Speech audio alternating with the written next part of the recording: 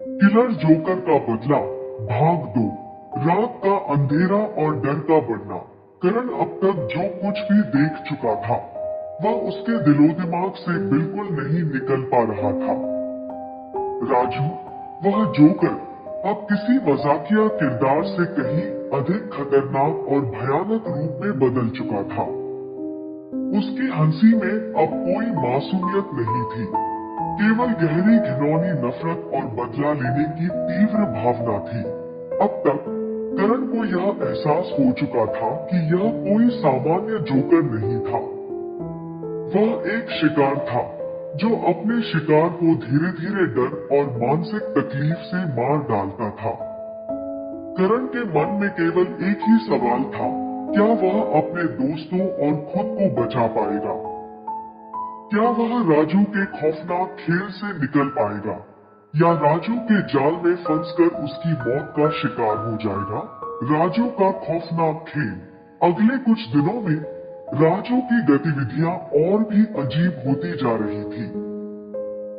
गांव में कुछ और लड़के गायब हो गए थे और उनके बारे में कोई जानकारी नहीं मिल रही थी। यही नहीं, जो लड़के कभी राजू का मजाक उड़ाते थे, अब उनके चेहरे पर डर की गहरी लकीरें उभर आई थी। वे सभी राजू का नाम सुनते ही कांपने लगे थे। करण, जो अब तक अपनी गलती पर पछताया था, रात भर राजू के खंडहर की ओर जाने का रास्ता सोचता था। वह जानता था कि अब वह खुद को और अपने दोस्तों को बचाने के लिए उसे राजू से मुलाकात करनी ही होगी। एक दिन उसने अपना इरादा पक्का किया और रात के अंधेरे में फिर से राजू के खंडहर की ओर बढ़ने लगा। गांव के बाहर खंडहर का रास्ता। गांव के लोग इस अजीब घटना के बाद खौफ में थे। हर किसी के मन में एक ही सवाल था, क्या हम सुरक्षित हैं? क्या जो हुआ वह फिर से नहीं होगा? लेकिन कोई भी इस सवाल का जवाब नहीं दे पा रहा था। करण ने अब यह तय कर लिया था कि वह अकेले राजू से मिलने जाएगा और अपने डर को चुनौती देगा। गांव से बाहर जाने के बाद एक पुराना खंडहर दिखाई देता है जहां राजू का घर था। यह खंडहर सालों से अबैंडन था और अब यह खौफ और डर का प्रतीक बन चुका था। करण के कदम भारी थे और दिल जोर से धड़क रहा था। वह नहीं जानता था कि अंदर क्या होगा, लेकिन अब कोई रास्ता नहीं था।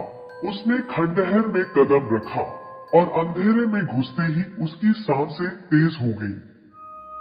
अचानक खंडहर के अंदर एक अजीब सी हंसी गूंज उठी।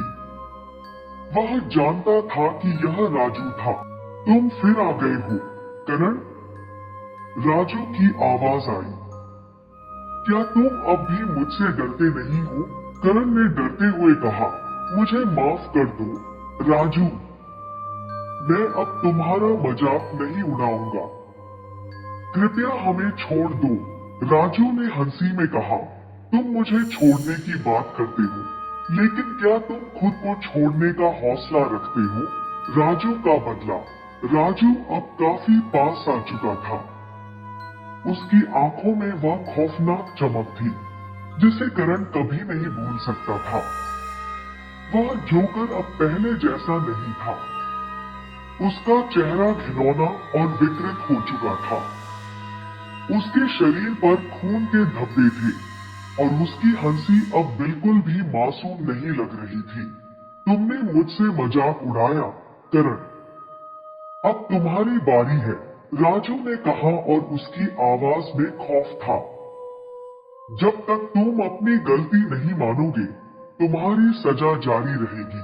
मैं अपनी गलती मानता हूँ, लेकिन हमें छोड़ दो, करण ने लगभग चीखते हुए कहा। राजू ने अपनी गर्दन झुकाई और अचानक एक तेज आवाज आई, तुमसे कोई माफी नहीं मिलेगी करण, अब तुम मेरे खेल का हिस्सा हो। राजू ने एक अजीब सी हंसी छोड़ी और अचानक उसके हाथ में एक धारदार चाकू दिखाई दिया। यह वही चाकू था जिसका वह हमेशा इस्तेमाल करता था। यह चाकू सिर्फ मौत नहीं, बल्कि एक गहरे मानसिक आघात का प्रतीक था। राजू अब करण को पूरी तरह से घेर चुका था, सच्चाई का खुलासा। लेकिन अचानक एक अजीब सी घटना घटी। करण को अचानक याद आया कि उसके दोस्तों ने राजू के बारे में जो कुछ भी कहा था, वह सिर्फ अफवाहें नहीं थी।